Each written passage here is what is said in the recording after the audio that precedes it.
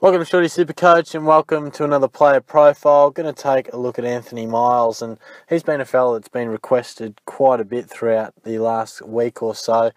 And I think he's quite interesting because he is a mid-pricer in our midfield, which historically is a position and a selection which comes with quite a bit of risk. I mean, personally, which I'll discuss throughout this video, I like to keep it fairly simple through the midfield. Just simply pick your out-and-out guns and then go with the rookies. I feel that we have the most reliable premiums through our midfield. The highest scorers are always through there, so we can spend our money with the most confidence there. And often you find the best rookie priced players, and certainly the most amount of them, roll through the midfield as well, which over the journey has seen me not pick too many mid prices through the midfield. But he is certainly worth discussing. And why is he worth discussing? Because he's a proven ball winner, an absolute ball magnet, who's gone to a side that desperately needs those types of players. Now, he was starved of opportunity at the Tigers, dominated the VFL the last 2 years, a joint winner of the VFL Best and Fairest award last year, so that underlines exactly how good he was, and he did average the most possessions per game of any player to play 5 games in the VFL last year. So that just shows his ability to win the ball, and he's got the runs on the board too. You know, we've seen him do it. 2014 to 2016, big numbers. 99.9 he averaged in 2014 from 12 games. Got a full season in 2015, averaged 97.5.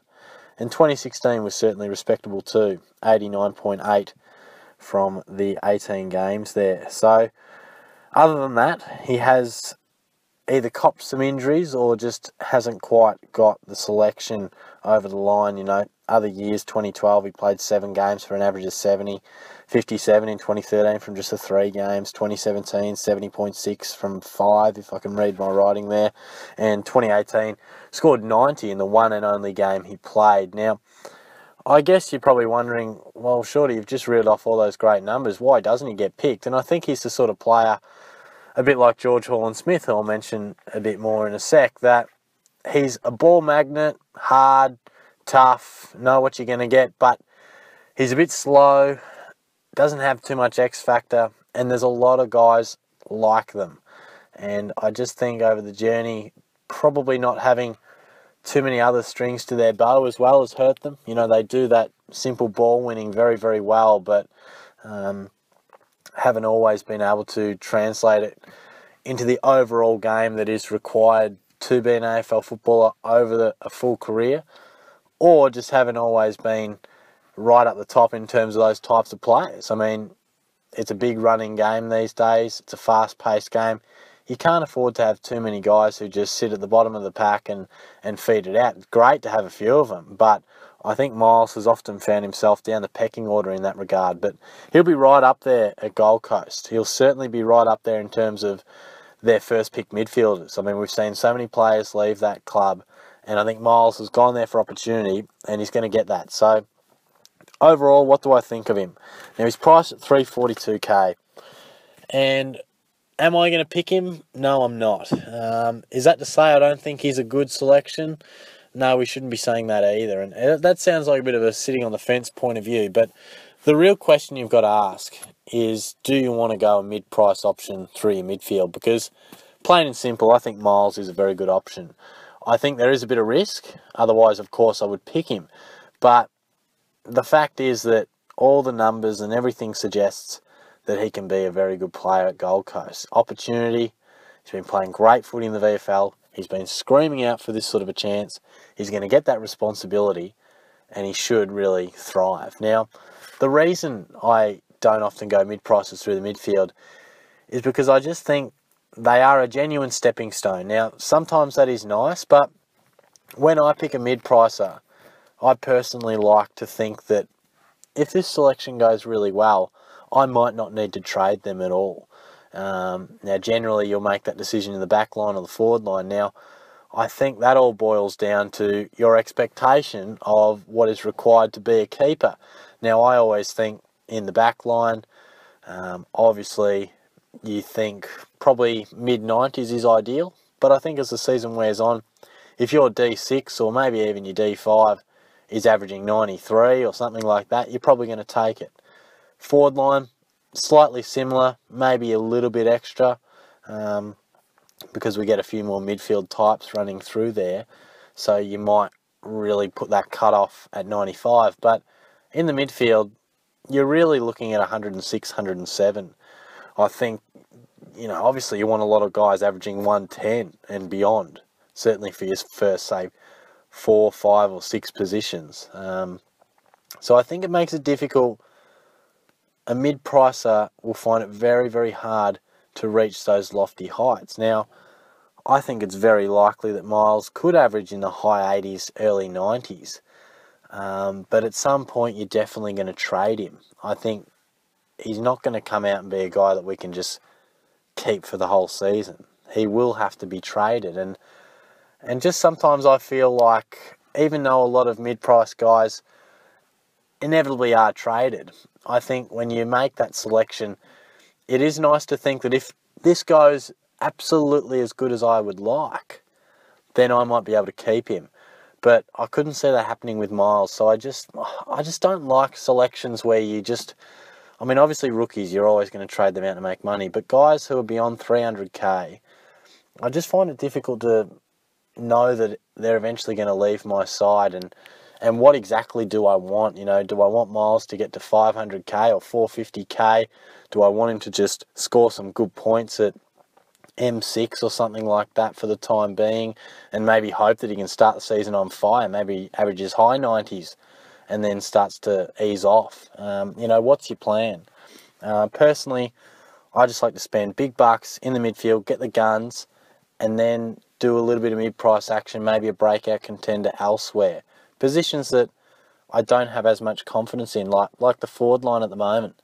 My forward line discussion video came out the other day, and I discussed that probably only Dangerfield and Heaney I have really good faith in, which leaves me looking at F3 and saying, well, look, at this stage of the season, I don't have amazing faith in anyone to be an out-and-out keeper. Therefore, that gives me the license to take a little bit of a risk, where I look through the midfield and I just see plenty of guys that I have a lot of faith in and the confidence, and maybe I want to go a Witherden in the back line, something a little bit breakout style. Or maybe I want to go, is it a Dunkley, is it a McLean, is it a Billings, dare I say? Will Petrarca explode at long last?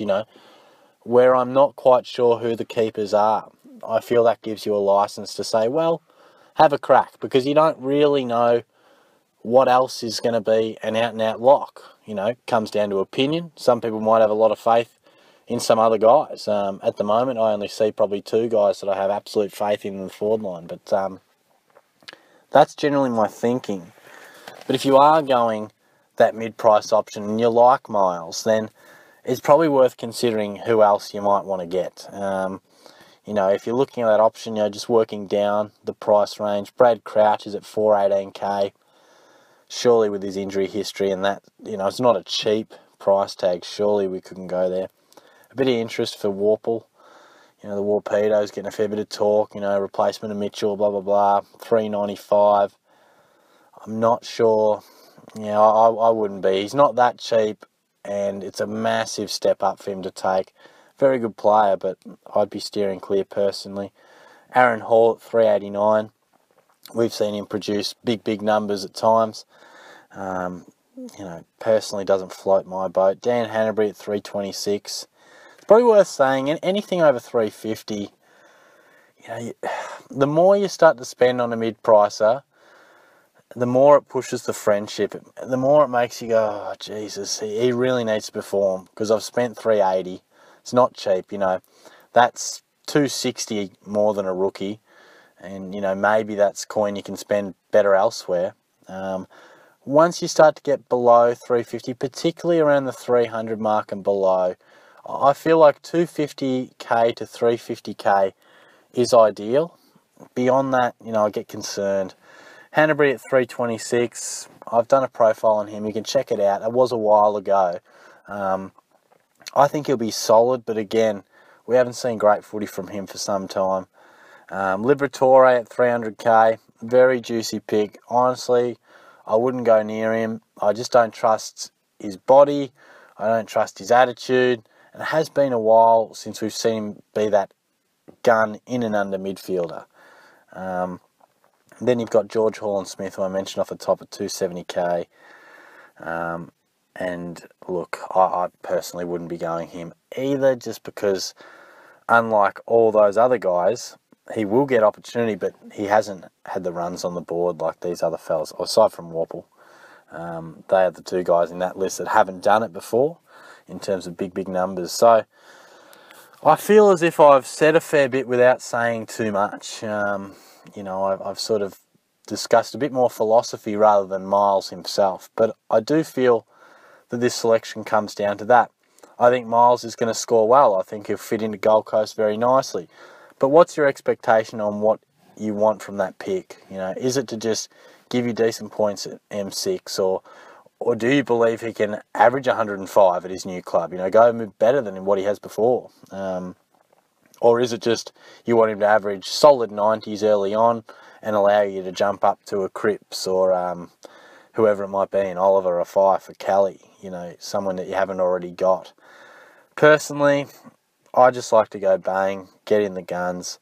Of that list that I said, Crouch, Warple, Hall, Hanbury, Libber, George Hall-Smith, and Miles, some of the more likely types in that mid-price. If I were to rank them off the top of my head, look, Miles probably is on top, to be fair. So if you're liking this mid-price option, then you probably go him. I think Miles is a safe, steady pick. Obviously, track his pre-season. It's tough to rank them. I personally wouldn't go Warple or George Hall-Smith. I just think there's too much of a big leap that they need to go, so I'd probably put them down at the bottom. I think Hanbury's a solid, safe pick. I don't think we'll see anywhere near his premium numbers that we've seen in the past, but I think he'll get responsibility and be a solid contributor at St Kilda. Libber I would have towards the bottom as well. If Miles is number one, then I think you've certainly got Libber at 5, Warple at 6, George Hall-Smith at 7. Probably Crouch is probably maybe 5, maybe Libber's 4, mainly just Crouch for his body. But Libber's probably just as bad now that I think about it. So, look, I think Hall has shown an ability to really score huge numbers, and he might be able to play that more offensive brand that he likes to play. He's not a big defensive runner. But I really think of that list, Miles is on top. So if I can be some sort of definitive for this video, then that would be it. If you're looking for a mid-pricer, then I think Miles is a great option. He's not an option for me, but if you're looking for a guy in that 250 to 350 bracket, then I think Miles is a very good pick. So, and better than those other guys. So that's about all I could give on that one. I don't think I'll be picking him, but if you're going for it, all the best. And track his pre-season closely, but make sure he's getting plenty of midfield minutes, which I'm sure he will. But thanks for tuning in, guys. I'll be back pretty soon. Another player profile coming up, probably on the Sunday or Monday or whenever I end up scheduling them. But thanks again for tuning in. Cheers.